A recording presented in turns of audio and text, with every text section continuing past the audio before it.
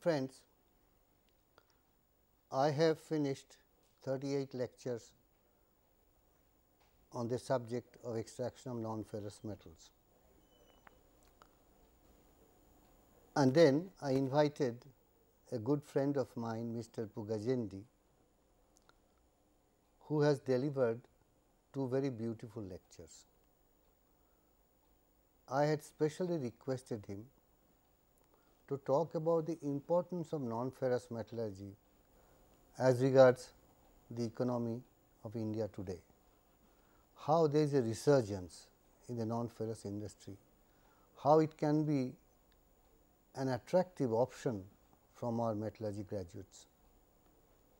And you will appreciate how beautifully he has presented the subject.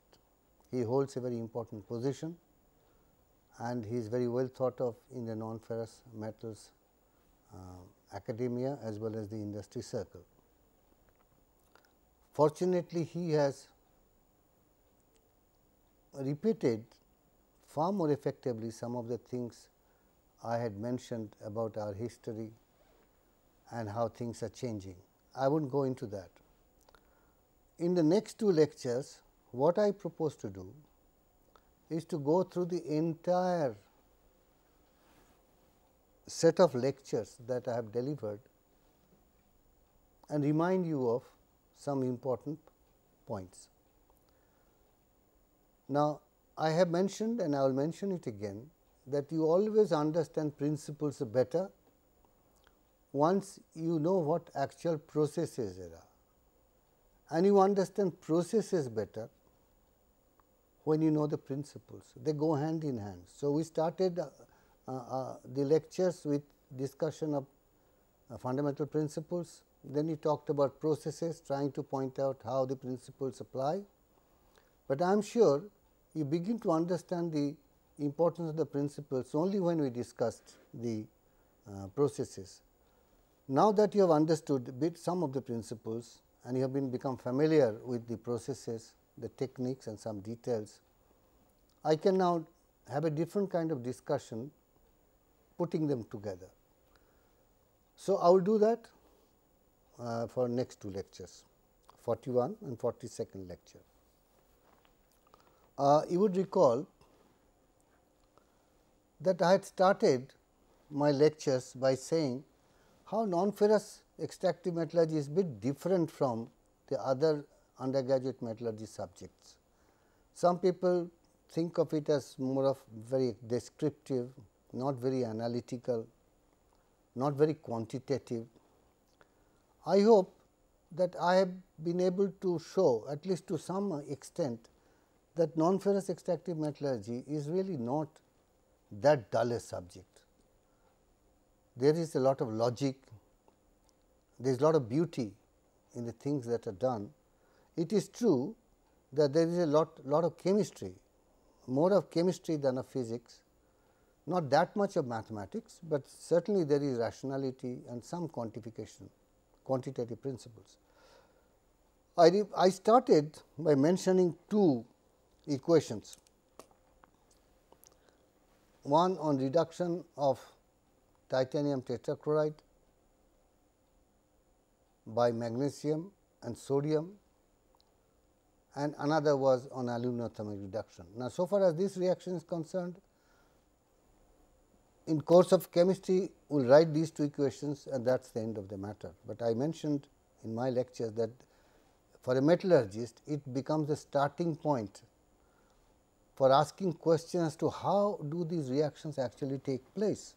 Their mechanisms are different, and subsequently I have discussed and shown that the magnesium reduction often produces a different kind of product, a powdery titanium, because it is a molecular reaction, whereas the sodium reaction produces a crystalline product because it is electrochemical in nature. So, the reaction mechanism is very important. In the second reaction, there was another reaction that's yes, I explained why the sodium reaction is electrochemical, because there is subhalides in the sodium chloride phase which can be detected, and much of the reaction take place because of the sodium vapors reacting with subhalides in sodium chloride phase and not sodium vapor and titanium tetrachloride molecules in the gas phase. That reaction is not very probable, and that was the basis of explaining how things happen at all. And then I said, if there is a metallic conductor, then it is conducive to electrochemical reaction, that is why you must have a metallic chamber. The other reaction was aluminothermic reduction of metal oxide. Such a reaction is exothermic, produces a lot of heat. So, in a chemistry course, one may learn that this reaction is very favorable from energy point of view, because it is exothermic and it is autogenous actually. Once you set it off, it does not need any external heat supply. But later on in the course, we have learnt that you have to analyze energy requirements by looking at things in a holistic manner. If you take into account the energy that is required to produce aluminum to start with, then this reaction is not necessarily favorable from energy point of view. It may generate some heat, all right. It may not need much of an external heat supply, but it has the raw material has consumed energy in the first place, and if you take that into account, by taking that account you have to calculate process fuel equivalent PFE, and unless that is favorable you cannot call this favorable. As a matter of fact, it is really not favorable, because aluminum needs enormous amount of energy in its production. So, in our non-ferrous metallurgy course, we will look at reactions from a different angle in terms of mechanism and in terms of thermodynamics, in terms of kinetics, and that is what I moved into subsequently. I did show you this poem that says that iron is master of them all, but then non-ferrous metals are not necessarily poor cousins of steel. They have their uses, and some uses are absolutely strategic and critical. You cannot think of modern age without aluminum alloys, titanium alloys, which go for aerospace applications. You cannot think of copper, which go in for electrical applications. You cannot think of the electronic industry without silicon, and there are many non-ferrous metals which are vitally required for various applications. So, we can call steel master of the iron master of them all, but the others are really not that inferior. Then I had given you some figures, and Mr. Pugachendi has given some more figures which are perhaps more correct and more up to date. The idea was to show that the non-ferrous metals industry in our country is expanding, but even then we are far behind the international scenario, particularly if you look at aluminum, which is so very important for India's economy, that the industry has to expand in a big way, and all metallurgy graduates will have a very important role to play if we want to sustain the growth and expansion of our non-ferrous metals industry. Now, having said that, I went back into the history, because in our learning objectives it was there to discuss past also. And so, what we did, we discussed very briefly about the history of non-ferrous metal production in India, and I mentioned that our history was something very enviable. In ancient world, 7 or 8 metals were known, and from ancient times India was producing them. But India had something which no other nation had until very recent times. It was zinc. India learned to produce zinc very early, by 4th or 5th century AD, and the industry came to almost a peak by 11th and 12th century, until after the Muslim invasion things began to decline. There is a reason why Indians are so crazy about zinc, because zinc went in for making brass, which was almost a substitute for gold. Indians have always been crazy about gold. So, there were alchemists like Nagarjuna, who was trying to make gold, and very often the brass they made was just as good as gold. And when kings and emperors ran out of gold to cover their temples and monuments, they fell back on brass. Brass was, and also for the ordinary public who could not afford gold, brass was good because it also shined shone like gold. Now, after having discussed the history and we showed some very good nice pictures also, I have referred to these couple of books which I recommend you read sometime, maybe after your graduation, to know about the minerals and metals in ancient India. There are 2 volumes, one volume is on archaeological evidence, the other is on literary evidence. For all our texts, we know about what was there, to what extent they were there. There is another book on minerals and metals in pre-modern India, just when the Britishers came. That also gives us a lot of things about what was happening in the area of non-ferrous metals. And then we went through some, I will go through them quickly, with the development of the metals by mankind over the millennia. Actually, things began to happen in Egypt, Mesopotamia, then Indus Valley, and then China also started. Many of them started independently, or they have been exchange of information. But we know that around 2500 BC, there was onset of Chalcolithic age, which meant copper and stone. People were beginning to come from Stone Age to use of copper, and first came bronze, because tin has a lower melting point and bronze had beautiful properties. And very often we say Ayas, that is referred to in Vedas, it is not necessarily iron. Ayas could mean bronze also. People became familiar with gold, copper, silver, lead, tin, mercury, iron, antimony also. Then how copper and iron came, they may have been kind of accidental. There are many conjectures, I have talked about them. The point to note is that zinc came into the picture as a metal much later, and India was the first country to learn this around 400 AD. West learnt the technique only in the 18th century, because the Indian producers have kept their technique hidden from the rest of the world. Only from the end of 18th century, many newer metals were beginning to be discovered.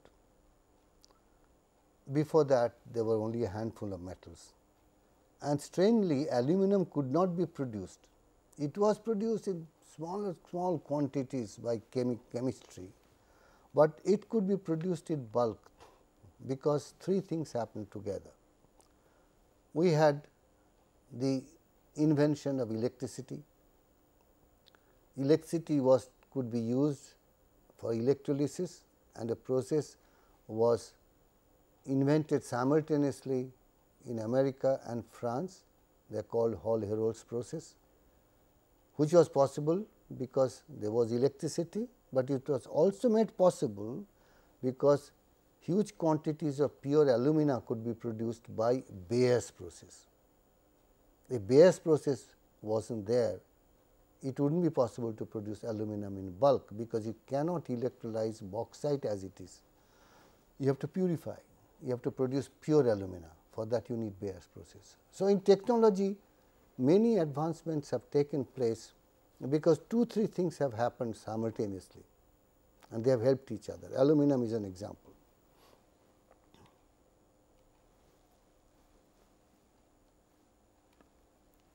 I have talked in detail about the literary evidence in our ancient texts, starting from Rig Veda, mention of various metals and alloys.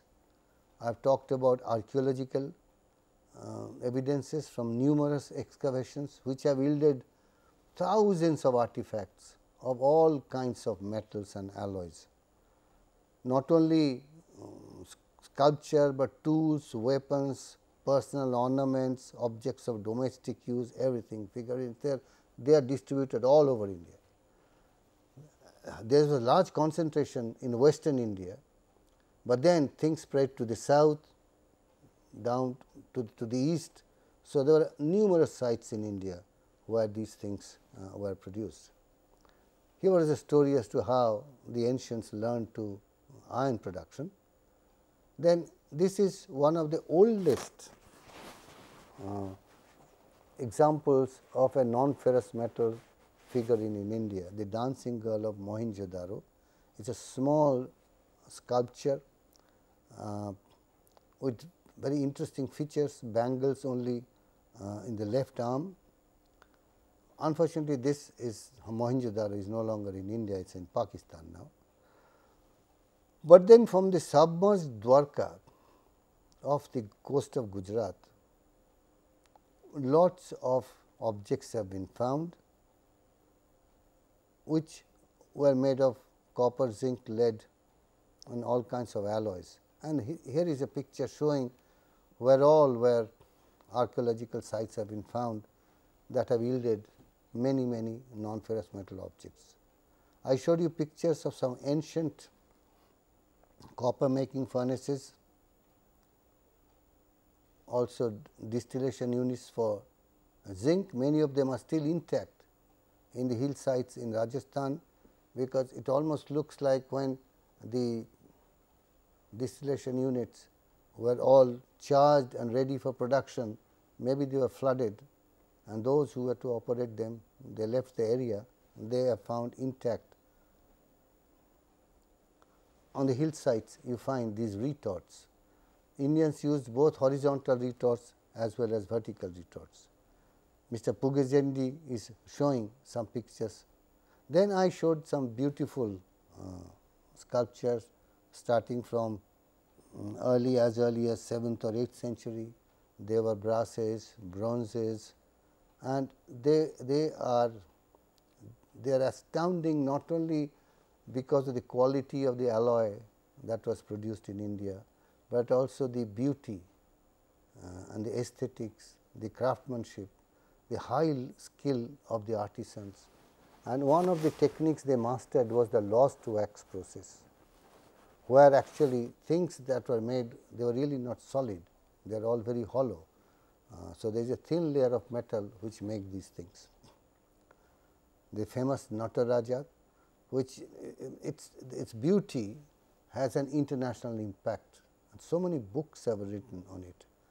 There is a book called the Tao of Physics, where there is a big chapter on this Nataraja concept, what all symbols are there, what all it means, and the author has thinks that is one of the most beautiful things. This is Ardhanarishwara.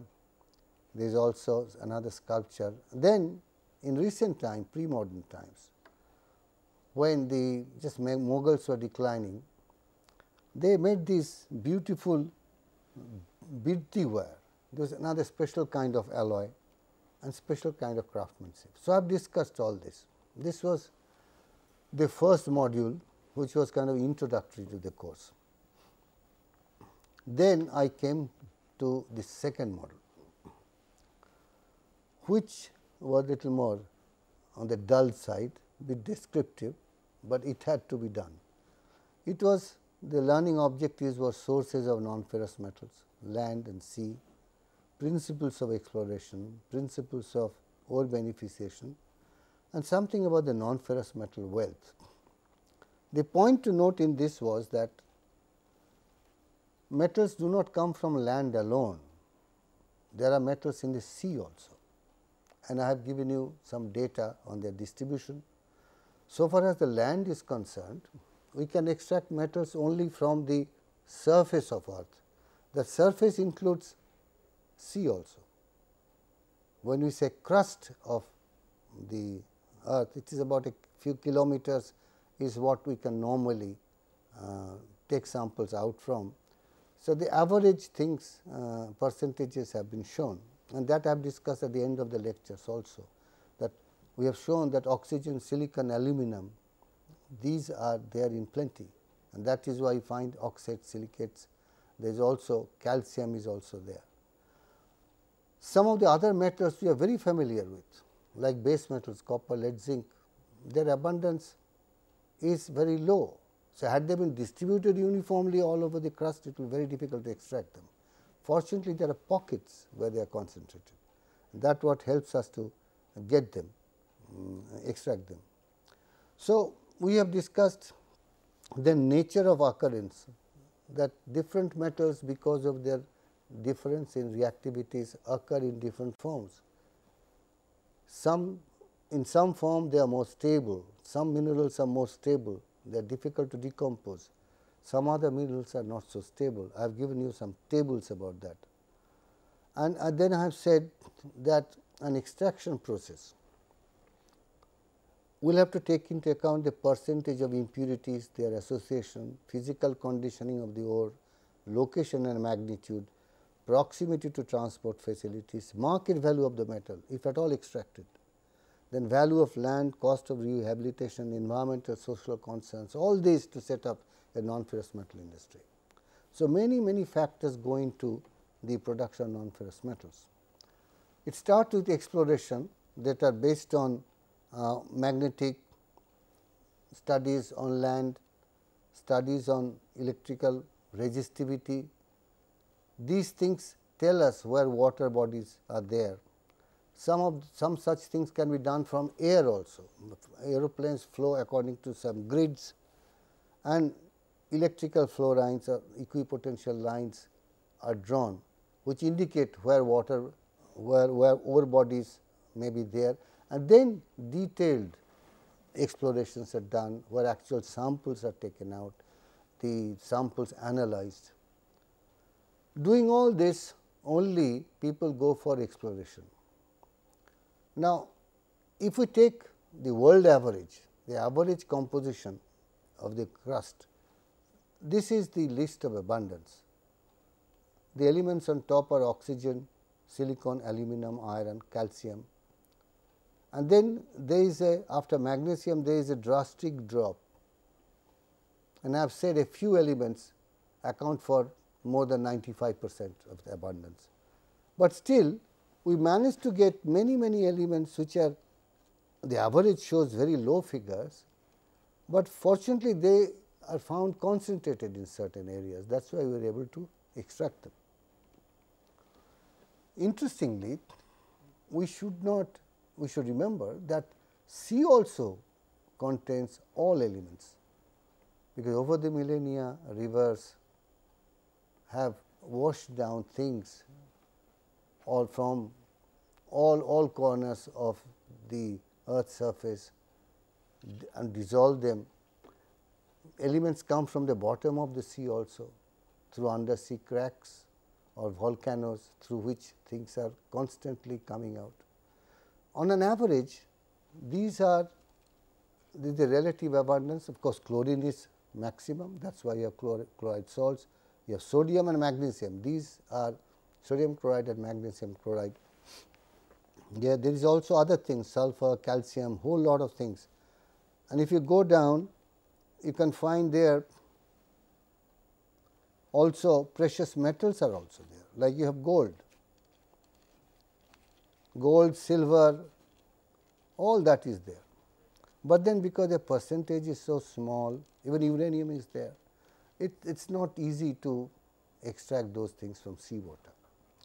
Fortunately, there is some concentrated source of things in the sea in the form of manganese nodules, solid nodules which are continuously forming and getting distributed in sea floors, not in a uniform manner. Some sea floors have more, some have less. They are very rich in manganese, because the highest concentration is, we call them manganese nodules. It might look like a very good source of manganese, but unfortunately on land also we have very rich manganese very manganese is available on land. But it is more attractive from the point of view of cobalt, zinc,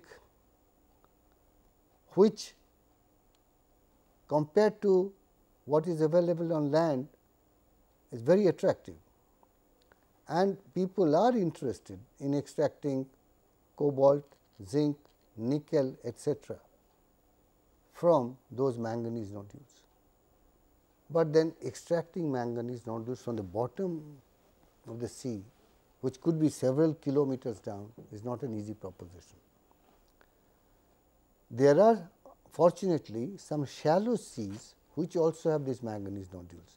So, extraction has to start from there. India is very much in this game. In National Metallurgical Laboratory, Hindustan Zinc Limited, which is now Sterlite, in Regional Research Laboratory, which is now called Institute of Minerals and Materials Technology, a program has been going on for 20 years, and it has gone to a pilot plant scale.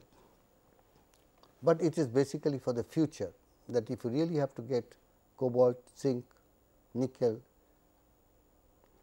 we can get from the manganese nodules, but the process would become better, more economical when we extract also manganese and iron, which are in good quantities. Then the total on the whole, the economics will be better. We have talked about worldwide distribution of important metals, which country is richer in which. The God has not been kind to every country in the same manner. Some countries are very rich in mineral deposits, America, South Africa, parts of Soviet Union, Australia, very rich in mineral wealth. India is rich in some, but not rich in some others. We would have liked it to.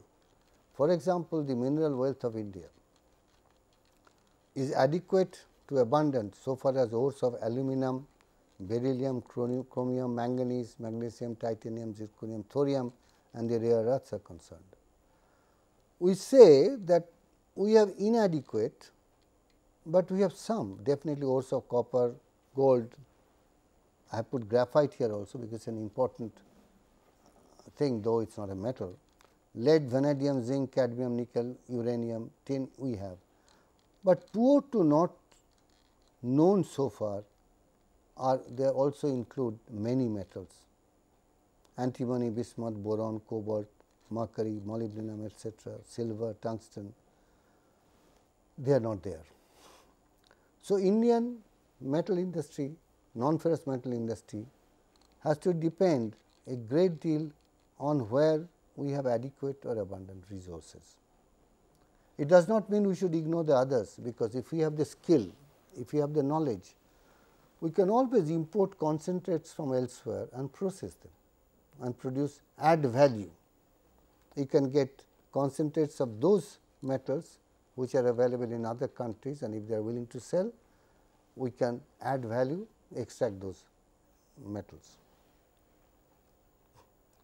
Then we went into the subject of mineral beneficiation, which very often starts with crushing and grinding.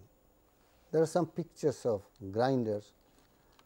Say this grinding always has the ore particles go through a gap where we have the grinding surfaces rotating to force the particles to go through, and that is when size reduction takes place. There are different kinds of mills. These are self-explanatory, but towards the end of my lectures I mentioned these days the subject of crushing and grinding is becoming very important, because it is extremely energy consuming step in the entire process of mineral beneficiation. We saw that in copper extraction processes 75% of the energy is going into the very first step of crushing and grinding to produce a fine ore from which through flotation will get a copper concentrate. So, there is now tremendous urge to develop newer kind of crushers and grinders, and we have talked about high pressure grinding mills, where suppose this is the kind of grinder, these two rolls will be pressing from two directions as the particles go through, they are not fixed. So, these high pressure grinding mills are more efficient, they save on energy. This is regarding how particles fracture, they can fracture along the grains, they can fracture across the grains. Then I have talked about what kind of particle size that different particles have. Then we have come to various methods of concentration, and there the central thing to remember is different minerals have different kinds of properties. Magnetic susceptibility of one mineral is different from the other, electrical susceptibility, their density, size, shape, they are different. So, these properties will be exploited. An electrostatic separator exploits electrical conduction properties. Like if we have a rotating drum that attracts particles, which are most attracted, that fraction will go here. No, the other way, the electrically conducting particles will go there, non-conducting particles will go there. So, these are the kind of properties we exploit, brittleness, just by crushing and grinding we can separate fractions, size difference, size and density, magnetic permeability, susceptibility, conductivity, surface properties, in flotation surface properties are done.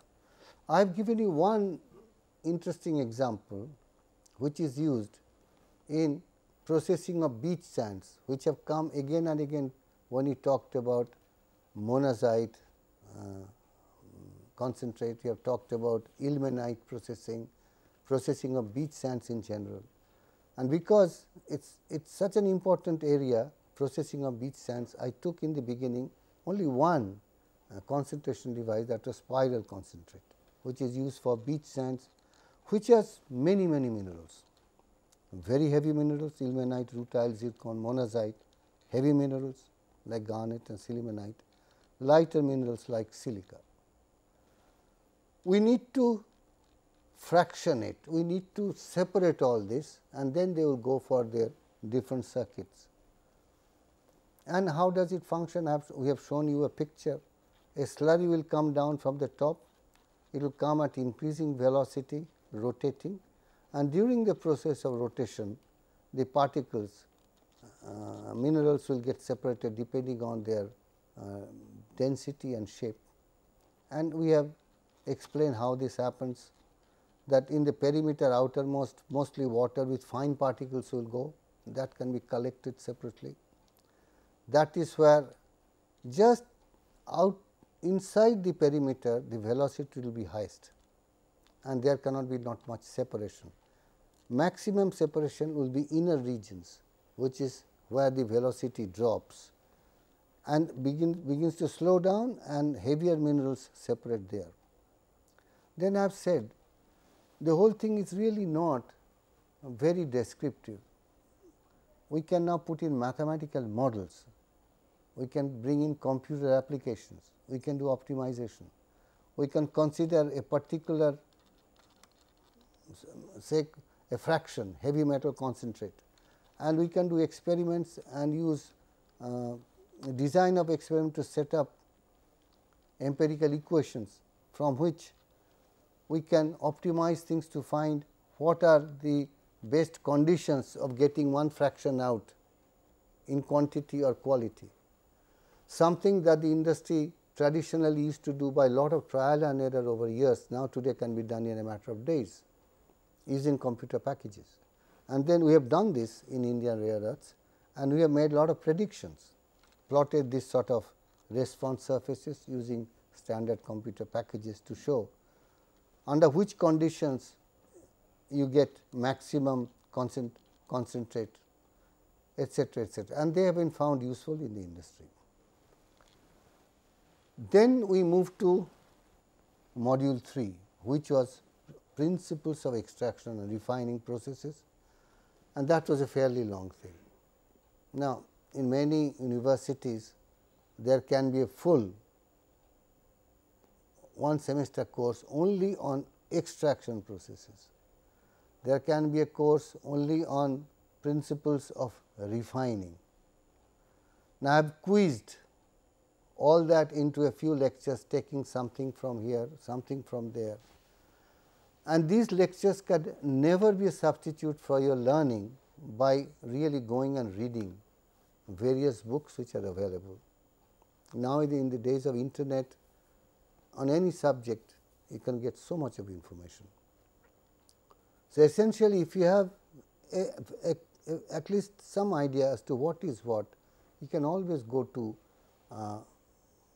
a source where you will get lot more details when you need it.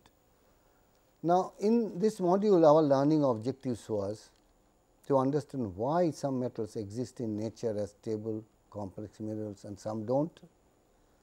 We wanted to understand some thermodynamic and kinetic principles of heterogeneous reactions, because in metallurgy most reactions are heterogeneous. Heterogeneous means either solids liquiding with gases or gases and solids in contact or solids and liquids in contact.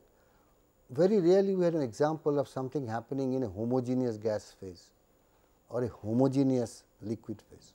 So, we always talked about heterogeneous reactions where more than one phase is involved. Then we went to understand principles of pyrometallurgy, electrometallurgy and hydrometallurgy. This was where I showed a periodic table to tell you where we find metals, non-ferrous metals.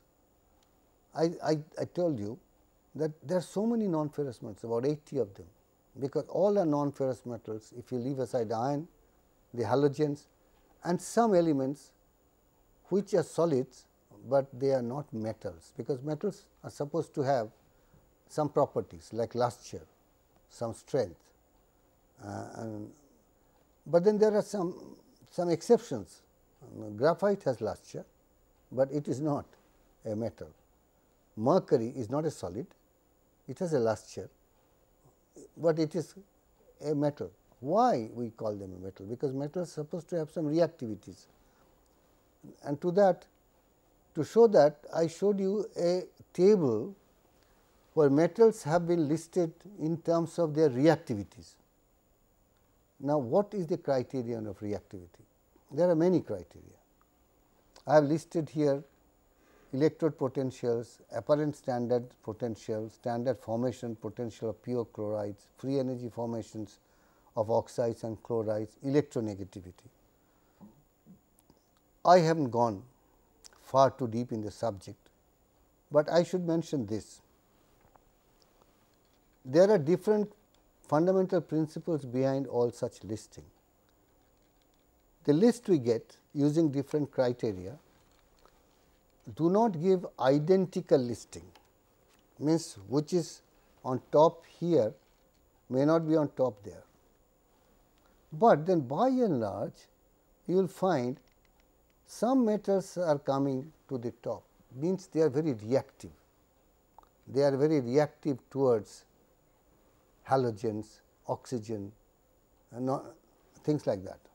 Like cesium, potassium, beryllium, sodium, lithium, calcium, you will find them all at the top everywhere.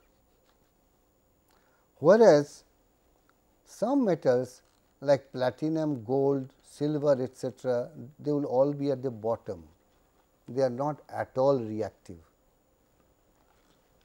Metals like copper also would be towards the bottom. Things like lead, tin, iron, zinc, manganese, they will be somewhat at the in the middle. By electronegativity we mean these are electropositive metals, going down is electronegative. Those which are electropositive will have greater negative values of free energies of formation of either oxides or chlorides, means they make very stable compounds, and when they are stable compounds, it will be very difficult to dissociate and get the metal. Same in terms of electrode potential. Electrode potentials are with reference to hydrogen as 1. Now, electrode potential tells us there is a line we can draw at hydrogen with reference to hydrogen taken as 0. All below elements below that, metal below that are electronegative, all above that are electropositive, which means these metals should not normally be obtained from aqueous media by electrolysis, because if that comes, it will immediately react with water and liberate hydrogen. Like if you have somehow get magnesium out of water, it will not be magnesium, it will react with water, immediately liberate hydrogen. Normally that would happen for zinc also. Zinc in an acid medium will liberate hydrogen. But when we pass a current, there are some phenomena, and that we have discussed, called activation over potential, which changes these electrode potentials because of certain reasons, which I will discuss a little later. And that is why under the conditions on passing of current, this listing changes and hydrogen will come on top of zinc, and sometimes it can be done from manganese also. Means up to manganese, all metals below that can be produced by electrolysis of aqueous solutions, acid solutions. These, the ones above, cannot be. So, this gives us an idea as to what this listing is all about. If you go a little further, these reactivities will also tell us how they should exist in nature. Those which are up here will form very stable oxides, silicates, aluminates, halides in nature, very stable compounds. At the bottom, when we have platinum group metals, gold, silver, etc., their reactivity is very low, they will not form compounds, they can exist in free state. The ones which are near the bottom, like lead, tin, nickel, etc., will form compounds, but very weak compounds. They are very easy to dissociate, no problem at all. Little bit of reducing atmosphere will reduce them. So, we made a category of metals, we put them into 4 categories depending on electrode potential. Those which were very high, we said they form chlorides, carbonates, sulfates, etc., very stable compounds. Then gradually they also had other property, those which are very stable compounds, they will spontaneously react with water, they will form ionic compounds. Those below will form also stable compounds, but they will not oxidize unless we heat them. They will not oxidize spontaneously in air, like sodium, if you take it out in air, it will oxidize. But these metals, which are slightly less reactive, will get oxidized only heat, and they will be attacked by steam. They will not be attacked by water, because their reactivity is slightly less. If you go further down, they will form simple or complex oxides or sulfides. They will oxidize only if there is a strong heating or there is a strong oxidizing agent. Ores are easily reduced. Below that, we are coming to elements which form weak compounds. They will form selenides, tellurides, arsenides, which are very easy to reduce, and of course, which will decompose at high temperatures only by heating. Such metals will not be attacked by steam. In many cases, it will show complex bonding in compounds. And then at the bottom we have elements, many of them will occur in free state or will occur as weak sulfide tellurides, etc., etc.